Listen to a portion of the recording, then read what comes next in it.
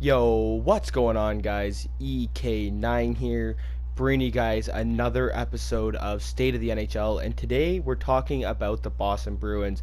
The Bruins are the first team of the State of the NHL to still be in the playoffs, so depending on what happens in the Philly-Montreal series, Boston will either play two different opponents. If Philly manages to win, Philly will play the Islanders, and Boston will play Tampa. But if Montreal somehow manages to win and make the comeback and win it in 7 games, the Bruins will play the Islanders and Tampa will play Montreal, depending on what happens. But aside from that, let's get into the lines. Let's see how these Bruins look. They've got Brad Marchand, Patrice Bergeron, David Pastrnak, that unreal line, that first line that's dominant. They've got Jake DeBrusk with David Krejci and Andre Casa. They've got Sean Kuraly with Charlie Coyle. And I know it says Nick Ritchie here, but it's actually Jack Studnicka. I just couldn't put him into the lineup. And then on the fourth line, they got Chris Wagner, Par Lindholm, and Joachim Nordstrom. On the defensive end, they've got Zdeno Chara and Charlie McAvoy, Brendan Carlo with Torrey Krug, and they've got Matt Grzelcyk with Connor Clifton. Their goaltending situation is a little bit different than what you'd think. They now have Yaroslav Halak, and I know it shows Tuukka Rask, but it's actually Dan Vladar.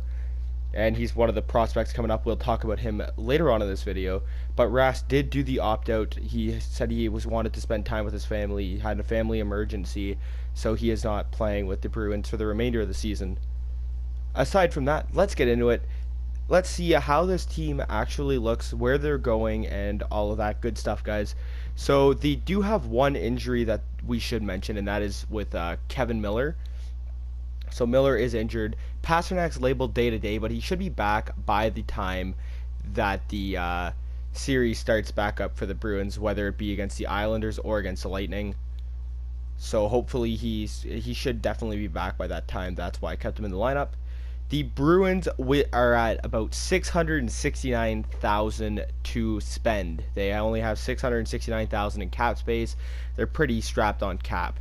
However, by the end of this year, they will free up 1.1 million after the buyout of Dennis Seidenberg. Don't know if you guys remember him, but he's been around for a long time.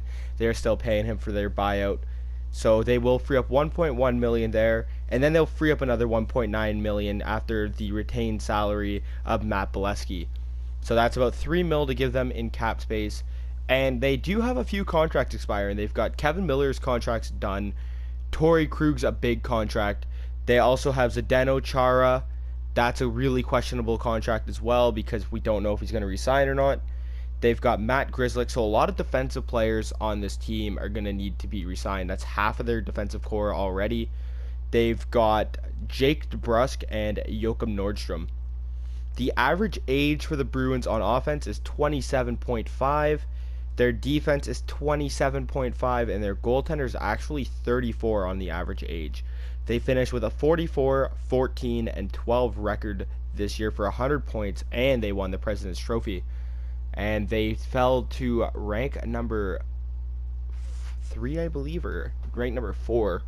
They were the 4 seed this tournament after winning the President's Trophy, so that's very tough to believe after their remarkable season this year. They've got really good prospects in Jack Studnicka. They've got Trent Frederick, Euro Vikinen. They've got Dan Vladar, who is a goalie, and Jeremy Swayman, who is a goalie. So the Bruins, they still remain a contending team, and they look like they will for the next few years to come, at least in my opinion. They have one of the best top lines in hockey with that Pastrnak, Bergeron, Marchand trio, and they have one of the best defensive cores in the NHL. If we look at this right here, they've got Chara with McAvoy, Carlo, and Krug. That's an unreal top 4 for them.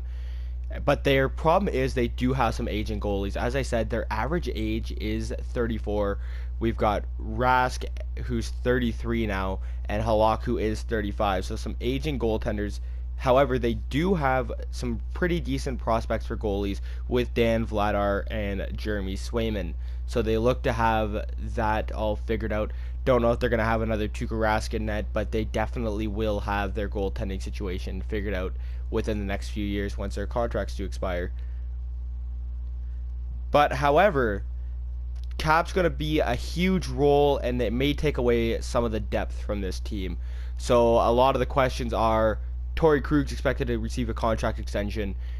How much is that going to be? He's currently getting paid $5 million. I'm thinking somewhere between 7.5 area ballpark, 7 to 8 million, somewhere in there. So that's going to take up another 2 million of their cap. Um, Miller's contract's up. I imagine he's probably out the door. I don't see them re-signing him. They've been doing fine without him in the playoffs. They also Chara. Chara is a huge question. He plays a huge role on this Bruins team, and I don't know if he signs for another year, if he's gonna play another season, what's gonna happen with him. But that's gonna be a huge determining factor of this team. It's gonna be very hard for them to, fill that role because they don't have a lot of really good defensive prospects. They do have Jacob Zaboral and Zach Senyshyn, but I'm not sure if either one of those are going to be able to fill that role of Chara. That's a huge role. Leadership, size, that's just, there's so much to his game that he brings, even at the age of 43. He still plays phenomenal. So that's a huge thing there. If they don't end up re-signing him, he doesn't stay another year, I think that it's going to take a big toll on this team. But anyways, like I said, they do lack the defensive prospects. They've got a lot of offensive prospects. They've got Jack Studnicka. They've got Trent Frederick, Euro Vikinen. They've got some pretty decent offensive forwards. So I do think that they might be able to re-sign DeBrusk. I don't think they're going to be able to.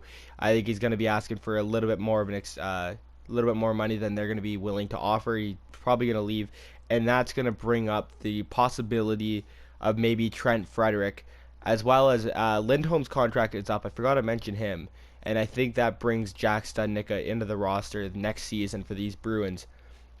But they are, like I said, they are very strapped on cap. They're going to be it's going to be very tough for them to make any upgrades. I think they're going to be taking a few losses at the end of the season, but I don't think it's going to be enough to really change the status of this team. I still think they're a contending team. They're very strong. They're very defensively gifted. And then they've got that top line of Bergeron, Pastrnak, and Marchand. They're still very good on goalies. I think this team's going to be a force to be reckoned with for the next few seasons. So my prediction for them next season is going to be 45, 27, and 10 in a full season. I think they win one more game than they did in the shorter season. They're going to lose 13 more games, and they're going to actually have 2 less overtime losses, and I think they're going to finish for the same amount of points. I have them at 100 points. Let me know your guys' thoughts. Do you think that this Bruins team are going to be good after this year? Do they manage to re-sign DeBrusk? I know it's going to be very tough on cap for them. I think he's out the door. That's going to be a significant loss to them, but then it does give them the chance to move up some of their prospects. Studnicka played unreal this season in Providence. So did Trent Frederick. So they've got 2 very good prospects right there who are going to be ready to maybe crack the lineup for next season. But let me know your guys' thoughts.